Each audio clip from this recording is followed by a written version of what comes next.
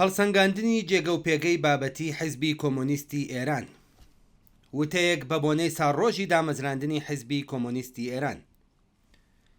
حیزبی کۆمۆنیستی ئێران نەریتێکی خەباتکارانەی دیاریکراوە لە نێو بنەماڵەی چەپی ئێراندا، نەریتێکی کە ئەدەبیاتێکی دەوڵەمەندی سیاسی و ڕەهەندێکی کردەی دیاریکراو بەکار لە نێو کرێکارانی لە پشتە، نەریتێکی کە مێژووی زارەکی و نووسراوی کۆکراوەتەوە لە بەردەستدایە و شیاوی هەڵسەنگاندنە. ئەم حیزبە خاوەنی جیهانبینی و بەرنامە و استراتیژێکی ڕوون و جێکەوتووە کە لە ماوەی 42 ساڵی ڕابردوودا بەردەوام لە ڕێگەی تۆڕە کۆمەڵایەتیەکانی ئەم حیزبە و هەڵسوڕاوانی خۆجێی و ناوخۆیی حیزبەوە بە پێی توانە بانگەشەی بۆ کراوە و بڵاو کراوەتەوە. ئەم حیزبە وێڕای هێزە چەپە شۆڕژگێڕەکانی دیکە و ئۆپۆزیسیۆن کەوتە بەر لێشاوی تونترین سەرکوت. ژمارەیەک لە کادرەکانی حیزب لە سەرەتای پێکهاتنی ئەم حیزبەدا لە تاران و شارەکانی دیکەی ئێران لەوانە لە نێو کۆڕ و کۆمەڵە کرێکاریەکان دەست بەسەر و لە سێدارە دران، دەیان کەسیان کەوتنە زیندان و ئەشکەنجە دران. ژمارەیەکی زۆر لە ئەندامانی ئەم حیزبە کە لە شارە جۆرا و جۆرەکانەوە هاتبوونە کوردستان لە نێو ڕیزەکانی پێشمەرگەی کۆمەڵەدا سەربەرزانە گیانیان بەخت کرد. ئەم پاشخان و ڕابردووە سەرمایەی سیاسی ئەم حیزبەیە.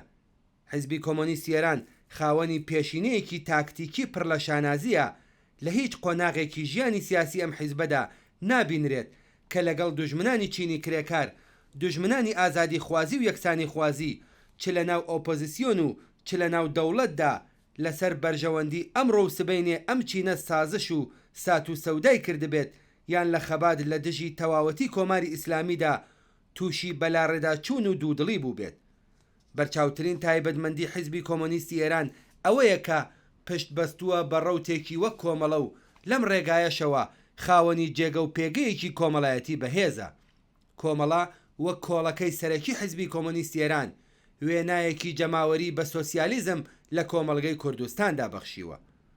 ڕێکخراو نەبوونی کرێکارانی سۆسیالیستی ئێران لە حیزبی سیاسی خۆیاندا پرسیار و کەڵکەڵەی ئێمەیە، نەک پێوەرێک بۆ پێوانەکردنی ڕەوایەتی ئێمە. کێشەی بە کۆمەڵایەتی نەبوون تەنها گرفتی حیزبی کۆمۆنیست نییە، بەڵکو ئەو حیزب و لایەنانەش کە هیچ فڕیان بەسەر کۆمۆنیست بوونەوە نییە و بە جۆرێک لە جۆرەکان بار لە هەر لایەکەوە بێت ئەوان شەنی خۆیان دەکەن لەگەڵ هەلومەرجێکی هاوشێوە بەرەو ڕوون. جگەلەوە ئێمە ئەو ڕاستیەش دەزانین کە بە ئیرادەی حیزبێکی سیاسی بە تەنها و لە دەرەوەی هەلومەرجی کۆمەڵایەتی ناوچە و جیهان ناتوانرێت گۆڕانکاریەکی شۆڕژگێڕانەی گەورە بەدی بهێنرێت. پرۆسەی گۆڕانکاری شۆڕژگێڕانە پرۆسەیەکی کۆمەڵایەتیە و حیزب ئامرازێکە بۆ بەهێزکردن و خێراترکردنی وەها هەلومەرجێک. ئەمڕۆ هیچ حیزب و ڕێکخراوێک لە ئێراندا ناتوانێت ئیدعای ئەوە بکات کە حیزبی چینی کرێکاری ئێرانە، بەڵام ئەو ئومیدواریەش کە بزوتنەوەی سۆسیالیستی لەسەر بەستێنی گۆڕانکاری و پێشهاتەکانی داهاتووی ئێران لەم بابەتەوە بە بەراورد لەگەڵ سەردەمی شۆڕژگێڕانەی 1357 جێگە و پێگەیەکی لەبارتر بەدەست دەهێنێت، ڕیشەیەکی واقعی هەیە و بەکارکردن لە چوارچەوەی حیزبی کۆمۆنیستی ئێراندا دەمانەوێت ڕۆڵی شایستەی خۆمان لە پێکهاتنی ئالتەرناتیڤێکی سۆسیالیستی و کرێکاری لە ئێراندا بگێڕین. حیزبی کۆمۆنیستی ئێران نە ئەمڕۆ تاکە حیزبی چینی کرێکاری ئێرانە و نە ئاسۆی ئێمەش ئەوەیە کە ئەم حیزبە بە تەنها خۆی لە جێگە و پێگەیەکی لەو چەشنەدا ببینێتەوە.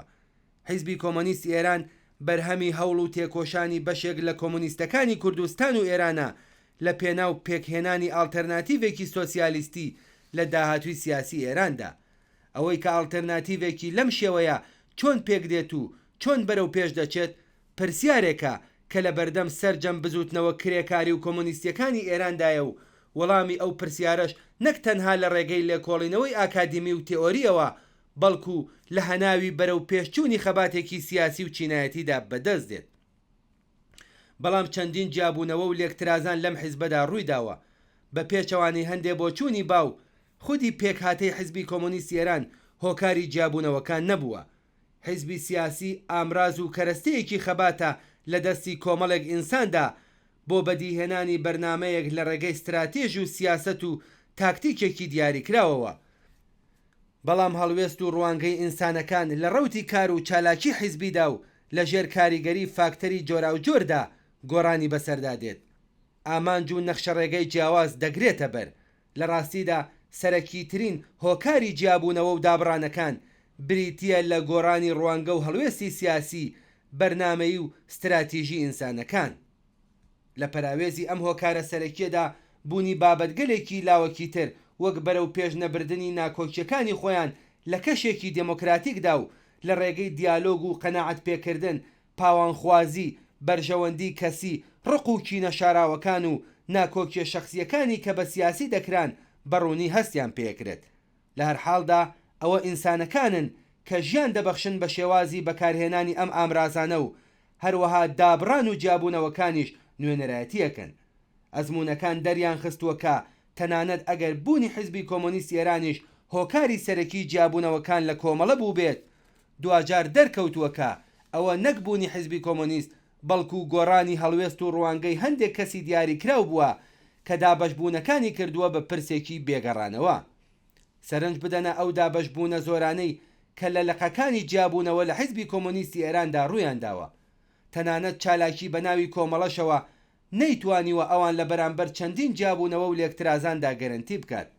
سەبارەت بە ئێمەش تەنانەت ئەگەر گۆڕانکاریەک لە پێکهاتەی حیزبیدا ڕووبدات بێگومان لەم بابەتەوە موعجزەیەک ناکات.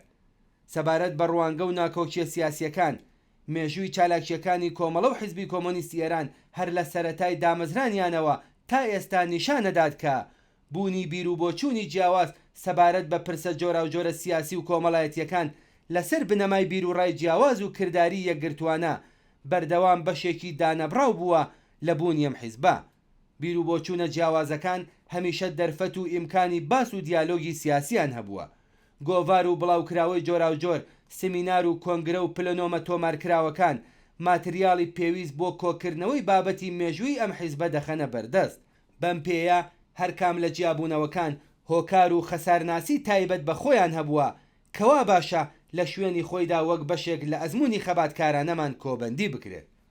واقعیت ئەوەیە کە حیزبی کۆمۆنیستی ئێران لە 2 ساڵی یەکەمدا و لەسەر بنەمای پێویستی بە کرێکاری بوونی پێکهاتە ڕێکخراویەکەی لە بواری ڕێخستن لە ناوخۆی وڵاتدا بەباشی کاری کرد. بەڵام لە ژێر زەبری کوشەندەی کۆماری ئیسلامی و هەڵە و کەم و کوڕی شێوازی کارکردندا نەیتوانی کاریگەری لەسەر بزوتنەوە کۆمەڵایەتیەکانی دەرەوەی جوغرافیای کوردستان دروست بکات. بەڵام ئەوە تەنها چارەنووسی حیزبەکەی ئێمە نەبوو. سەرجەم ئۆپۆزیسیۆنی ئێران لە سەردەمی ڕژیمی ئیسلامیدا هەر لە سەڵتەنەت خوازانەکانەوە بگرە تا مجاهیدین، لیبراڵەکان، کۆماری خوازەکان و ڕەوتە چەپەکانی تاراوگا سەرجەمیان لە دۆخێکی هاوشێوەدا بوون. ئەم دۆخە بە پلەی یەکەم ئاکامی ئەو دیکتاتۆری و سەرکوت و جەنایەتانەیە کە لە سەردەمی حکوومەتەکانی پەهلەوی و ئیسلامیدا ڕوویان داوە. پێکهاتنی ئاڵوگۆڕ لەم هەلومەرجەدا لە بنەڕەتدا بە گۆڕانی هاوسەنگی هێز و زاڵبوونی کەشێکی تا ڕادەیەک ئازاد و دموکراتیک ممکنە بێت. بێتوانایی هێزە چەپ و سۆسیالیستەکان بۆ بوون بە حیزبێکی بەهێز و خاوەنجێگە و پێگەی کۆمەڵایەتی کرێکاری لە ئێران واقعیەتێکی نەک هەر ئێرانی و کوردستانی بەڵکو جیهانیە. ڕەوتی کۆمۆنیستی لە ئێران بەهۆی دەسەڵاتی خەفەقان و سەرکوتی وەحشیانەی پۆلیسی لە هەردوو حکوومەتی پێشووتر و حکوومەتی ئێستەدا بە بەراورد لەگەڵ حیزبە هاوشێوەکان لە شوێنەکانی دیکەی جیهان لە دۆخێکی گەلێک نالەبارتردایە. ئەلبەت ئەمە هەلومەرجێکە کە نابێت وەک چارەنووسێکی هەمیشەیی سیر بکرێت و لە ئاستیدا دەستەوەستان بیت، بەڵکو لە کاتێکدا کە هەلومەرجی بابەتی بوونی هەیە دەبێت پێویستیەکانی تێپەڕبوون لەو بارودۆخە نالەبارەدا بین بکرێت. دەستەوەستان بوون لە ئاز ئەم گوشارانەدا ڕێک ئەو ئامانجەیە کە دام و دەستگای ستەم و سەرکوت لە ئێران مەبەستیەتی. ئەمڕۆ ئێمە لەگەڵ حیزبێک بەرەو ڕووین کە دەیان ساڵە ئاڵاکەیمان بەرز ڕاگرتووە لە سەردەمانێکدا کە تەنانەت هیچ نیشانەیەک لە خەباتی سەرتاسەری وەک بزوتنەوەکانی 96 و 98 و شۆڕشی ژیان ئازادیش لە ئارادا نەبوو. ئەمڕۆ پێمان ناوەتە ناو سەردەمێکەوە کە حکوومەتی ئیسلامی لەگەڵ بزوتنەوەیەکی کۆمەڵایەتی بەرین بەرەو ڕووە و زۆربەی هەرە زۆری کۆمەلگا چاوەڕوانی ڕوخانی ئەم ڕژیمەن. حەزب لە هەر فۆرمێکدا و لە هەلومەرجی خەبات لەگەڵ ڕژیمێکی فاشیستی وەک حکوومەتی ئیسلامی تەنها لە قۆناغەکانی شۆڕژگێڕانە و کرانەوەی کەشی سیاسیدا دەتوانێت گەشە بکات و جەماوەری بێتەوە. ئەم بابەتە بۆ کۆمەڵەش هەروە بوو. کۆمەڵە تابەر لە ڕاپەڕینی 57 ڕێکخراوێکی جەماوەری نەبوو، خۆی تەنیا لە چەند کۆڕ و کۆمەڵێکی شاراوە جۆرا و جۆرەکاندا دەدیەوە. دوای ڕوخانی حکوومەتی دیکتاتۆری پەهلەوی بوو کە کۆمەڵە توانی بەگرتنەبەری سیاسەتێکی دروست و ڕووناکبینیەکی سیاسی چینایەتی ورەیەکی شۆڕژگێڕانە و لێهاتووی ببێتە حیزبێکی جەماوەری. ئێستا لە دۆخێکدا کە لەگەڵ سیناریۆی جۆرا و جۆر سەبارەت بە درێژەی دەسەڵاتی ڕژیمی ئیسلامی بەرەوڕووین لە دەستدانی ئامرازی حیزبی کۆمۆنیست یان پێکهێنانی گۆڕانکاری لە پێکهاتەکانی و یان سەرقاڵبوون و خۆخەریکردن بە باس و دیالۆگی بێکۆتایی لەسەر ئەم بابەتە ئێمە لە ئەولەویەت پێویستیەکان و بەرپرسیارەتیەکانمان دوور دەخاتەوە. ئاخێزی ژن ژیان ئازادی کە چەخماخەکەی لە کوردستانەوە لێدرا پێویستی هاوپشتی و خەباتی سەرتاسەری ڕێکخراوی بەڕوونترین شێوە نیشاندا. 3 ساڵ لەمەوبەر و لە ڕۆژی 25 گەلاوێژی ساڵی 1401 خەڵک لە شاری سەقز بە دروشمی ژن ژیان ئازادی لە دژی ڕژیمی ئیسلامی و یاسا و نەریتە کۆنە پەرستەکانی خورۆشان. زایەڵەی دەنگی خەڵکی سەقز لە ڕێوڕسمی بە خاکسپاردنی ژینا ئەمینیدا زۆر زوو لە هەموو ئێراندا بیسترا و بە خێرایی هەموو جیهانی گرتەوە. شۆڕشی ژینا خەباتی ئازادی خواست، یەکسانی خواز و عەزاڵەت خوازانەی لە سەرتاسەری ئێران بەیەکەوە گرێدا. ڕوانگەی کۆمەلگەی سەبارەت بە پێگەی ژنان و لاوان بە شێوەیەکی گشتی و بە تایبەتی لە داڕشتنی داهاتووی سیاسی ئێراندا گۆڕی. هاوپشتی و هاوسۆزی نێونەتەوەیی بۆ خەڵکی ئێران دەستەبەر کرد و کەلێنێکی قوڵی لە جەستەی ڕژیمی ئیسلامیدا پێکهێنا.